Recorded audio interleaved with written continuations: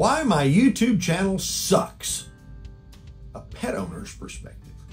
Huh? Hey everyone. You ever notice how owning a YouTube channel is kind of like owning a pet? Okay, weird analogy, but stick with me. First, let me tell you about Maggie. She's my Cavalier King Charles Spaniel. What a tiny puff of love and loyalty. And just like most of you who own pets, I'm partial to one kind of breed. Sure, I love dogs, but Maggie, well, I'm just saying, she's special. And this got me thinking, my love and dedication to a specific breed is very much like how YouTube channels should ideally be. You see, the reason my YouTube channel sucks, well, it's because it's like a pet owner who doesn't quite know if they want a snake, a rabbit, a dog, a cat, a bird, or a lizard, and tries to have them all at once. And in the chaos, forgets to give each the unique care they deserve. So, here's my first realization. Channels need a focus. Now, imagine walking into a room filled with every pet you can imagine, and as cool as that might sound, you'd probably get overwhelmed, right? Where do you look? Who do you play with? That's what happens to viewers when they pop into your channel and find a mishmash of everything. They don't know where to focus, and more often than not, they just walk away.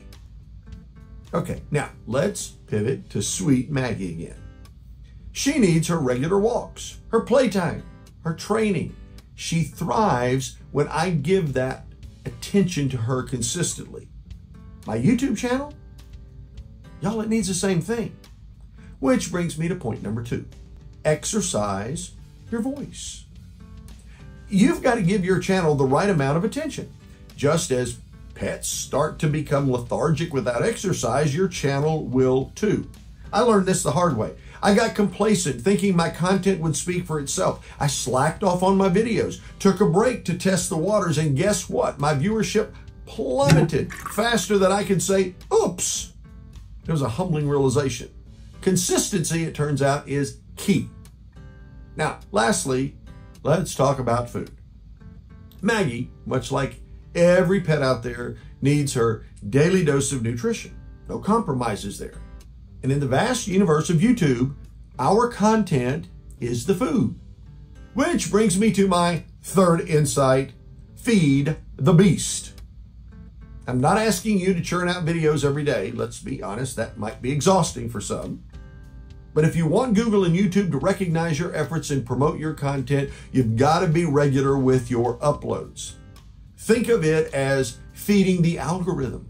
It's voracious, and it rewards those who feed it well.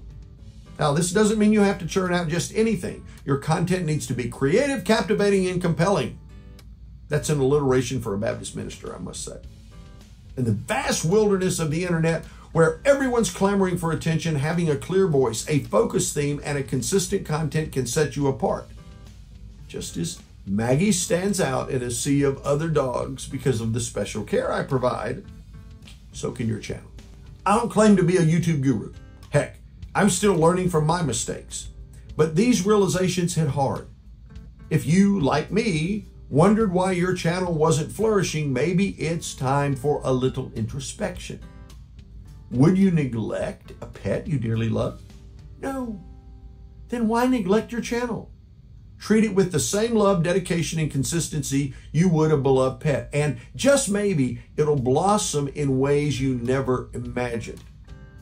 So, to every aspiring YouTuber out there, remember, find your breed, exercise regularly, never forget to feed. Your channel depends on it. And as for me, I guess it's time to practice what I preach. I'll see you in the next video, focused regularly and well-fed. And hey, I'd be remiss if I didn't ask you to subscribe.